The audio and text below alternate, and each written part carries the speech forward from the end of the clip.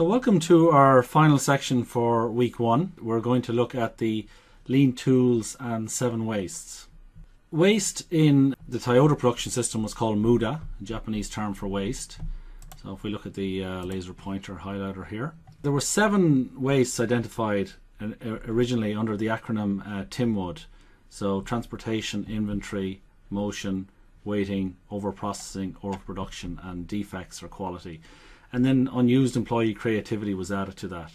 So let's take a little look at each of these wastes. And the first one is transportation. So this is basically what we're doing is we're looking at a process and we're trying to identify the non-value add. So this is the stuff the customer won't pay for, given the option. So anytime we move material or product more than is necessary, then that's a transportation waste.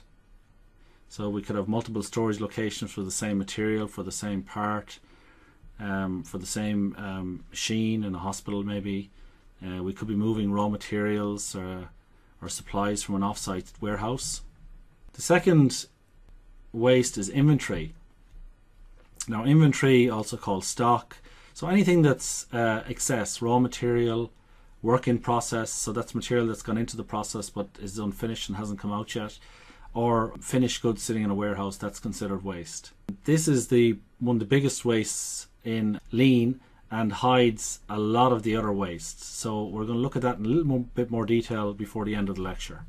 The waste of motion refers to any extra movement of the operator, which is more than required for that process step. So again, this could be taken as being part of the normal job, but walking 3 meters to retrieve a part or a tool, poor workstation layout, requiring unnecessary motion, all of these are considered waste. Moving on then to the W, and the W is waiting. So anytime you're waiting for parts, you're waiting for material, you're waiting for approval maybe, waiting for a machine to be fixed, all of these items are considered waste in a lean environment. Over-processing is doing more to the product than the customer has requested. So quite often, if things have always been done that way, they're probably wrong. So it's worth looking to see, are you over-processing?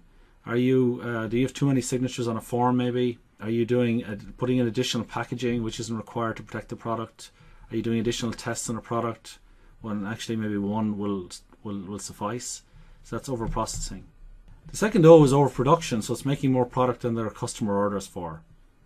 Now again, this is building up inventory, which we're going to talk about and what that does, but sometimes the metrics are wrong. They're focused on running a machine, to measure higher utilization, running a machine for 16 hours when only 10 are required, making additional product ahead of demand. And then the last waste is quality or defects. So anything that isn't done right the first time requires rework, touch-up, inspection. That's considered waste. So this is really where the lean waste overlaps with one of the main goals of Six Sigma, which is to reduce variation and improve quality. So final inspection, sorting incoming materials, checking a key dimension, all of these things are considered waste. As we discussed earlier, inventory hides the true production problems in your organization. So let's take an example here of a boat sailing along through the ocean, no problems. And you're delivering product to your customer. There's no shortages and so on. And the reason for that is you have large stocks of inventory in place. So the analogy here is that the amount of inventory you have is equivalent to the water level shown in the animation here. But in reality, what's really happening is that level of inventory is hiding all of the problems in your organization. And each of those problems we can characterize here by a rock.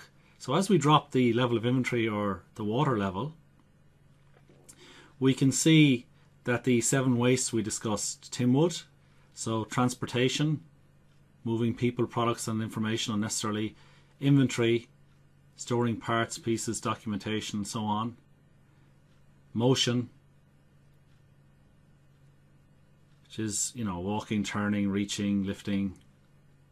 The W is waiting for parts, waiting for information, waiting for instructions, overproduction, which again is driving up inventory, overprocessing, so doing additional items or tasks that the customer doesn't require or won't pay for. And finally, the quality or defects. So it's not realistic to drop the water level overnight, but you should look at reducing your inventory over time, and that will expose the rocks, and then you can address the problems so that you can operate at a lower inventory level. And these wastes really came out of the Toyota production system and were focused on manufacturing, but there are also service wastes, and you can read about these in more detail, post some resources to Moodle. But errors in documents, transportation of documents, doing unnecessary work not requested, waiting for the next process step, process of getting approvals, unnecessary motions. So some of these overlap with the lean waste, backlog and work queues, and underutilized employees. So, I mean, one of the challenges in a service business is that many of the activities, don't happen in front of you. Transactions could be moving through different offices, different departments, different parts of the world. Value stream mapping is a very useful tool here, which identifies the waste in a service process. So finally, to summarize, we can see how Lean and Six Sigma work together.